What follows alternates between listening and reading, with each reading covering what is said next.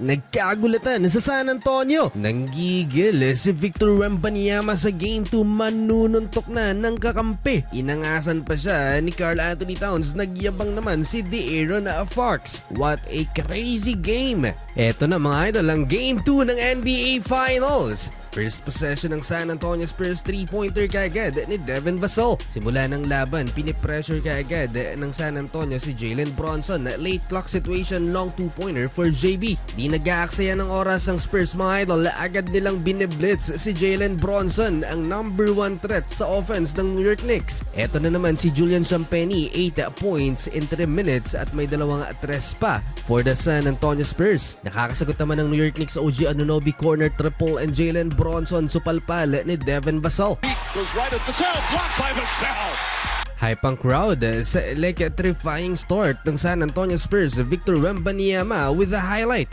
Finds Wemby inside with the flush. Agad may counter si Jalen Bronson ng 3-point basket. Kahit matindi ang pressure kay Jalen Bronson, may 8 points na din naman ng star player ng New York. Off the bench, ipinasok na si Dylan Harper, driving layup kaagad at gumawa ng highlight. Harper drives, Harper finishes.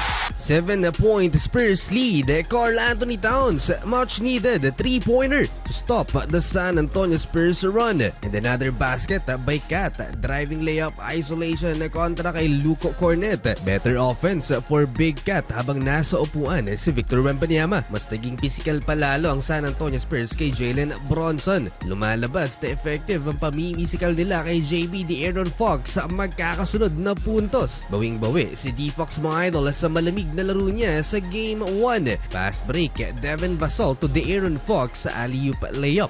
Both ends ang impact ni Dylan Harper, turnover ni Miles McBride. And Victor Wembanyama pinaluhod si Mitchell Robinson for the final basket sa first quarter, 34-25, 9 points Spurs lead.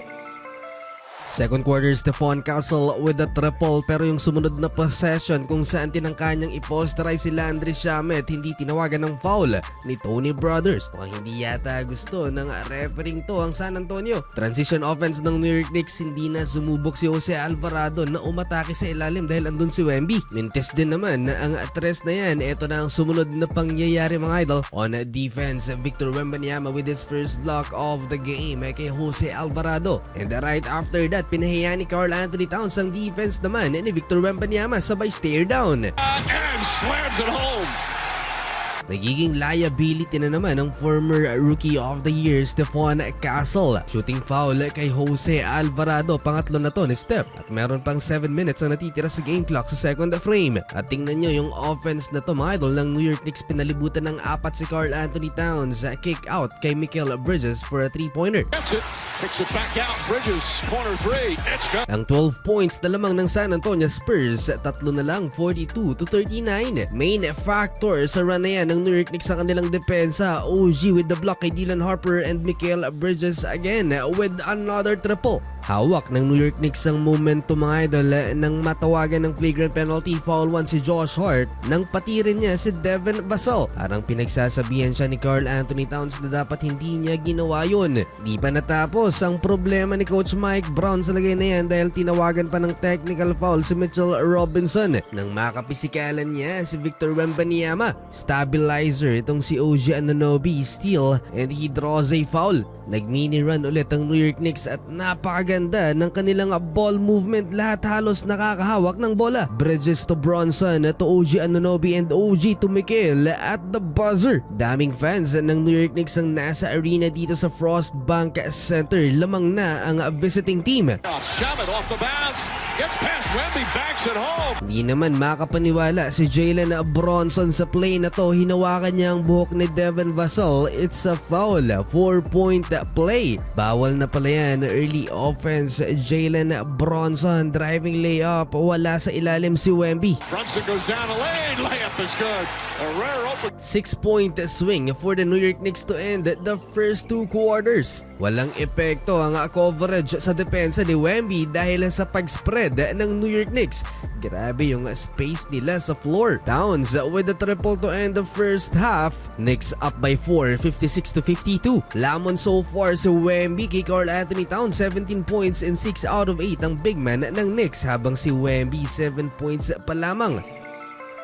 Start of the second half, Karl Anthony Towns beat Wembanyama again sa ilalim. Binaks out ang alien. Consistent si OG Anunoby mga idol, 3-pointer at nasupalpal niya si Julian Champagny. Excellent defense swarming for the New York Knicks. 5 blocks and counting for the visiting team at 10 na rin ang lamang nila.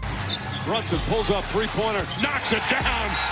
Kontrolado ng New York ang laban kahit i-blitz pa nila itong si Jalen Bronson, hindi na umuubra. JB to Landry Shamet to Mikal Bridges step back 3-pointer. Nanggigil na si Wemby, binibigyan niya ng pag-asa ang San Antonio Spurs. The drive, and Anunoby right there. Wembanyama. And again, may counter na naman ang New York Knicks. Blinitz si Jalen Bronson, iniwan ni Stephon Castle si Landry Shamet for another triple. Halfway ng third quarter, nagka-problema si Karl Anthony Towns dahil nakuha niya ang kanyang pang-apat na personal fouls. Siya pa naman din ang lifeline ng offense ng New York. Nang nilabas siya mga idol, dito na naidikit ng San Antonio Spurs ang laban, 72-67. Almost came up with a steal.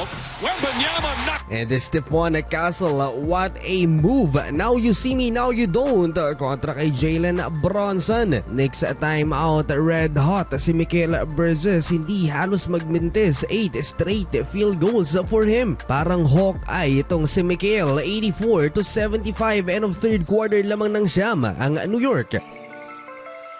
Grabe yung puso ng New York Knicks. They fighting for second chance opportunity. Jose Alvarado, big rebound, and Landry Shamet with a 3-pointer. 12 points, Knicks lead. Gusto nang manuntok ni Wemby, frustrated sa effort ng kanyang mga teammates. After nyan, agad na nagpakawala ng top of the key 3-pointer si Victor Wembanyama. Nagset ng tone sa offense and defense si Victor Wembanyama. He finds Hart to the basket, blocked by Wemby. Nag-aangas na si De'Aaron Fox, pinoprovoke na magalit si Jalen Bronson. Wala namang sinasabi si JB pero itong si De'Aaron nang tatrash talk. May mga tulakan pa sa pagitan ni Mikal Bridges at ni Stephon Castle pero walang tinawagan ng technical foul. And once again, points in the paint, Landry Shamet with a triple, pamatay sunog. 13 big points off the bench si Landry, siya ang leading scorer ng second unit habang si Jordan Clarkson hindi pinasok sa game 2. Talo sa offensive rebounds ng San Antonio Spurs kahit meron silang 7'4"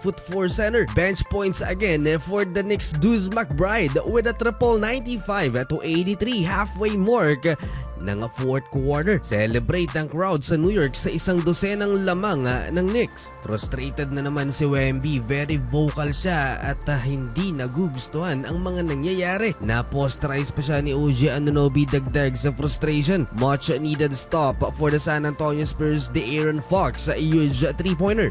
Fox steps back, tries a three-pointer. It's good. De'Aaron Fox. No Stephon Castle down the stretch due to injury pero parang blessing in disguise pa dahil gumawa ng 9-0 run ng San Antonio Spurs to cut the lead into 2-possession game. Nangangamoy choke ang New York Knicks mga idol, 3-pointer to cut the lead into 2 points, 97-95. 3 minutes left, Dylan Harper finally tied the game at 97. Nilabasan pa ng dila si Jalen Bronson. To stop the run, OG Anunoby nabigyan ng 3 free throws. May sagot naman si Wemby ng alley-oop slam dunk.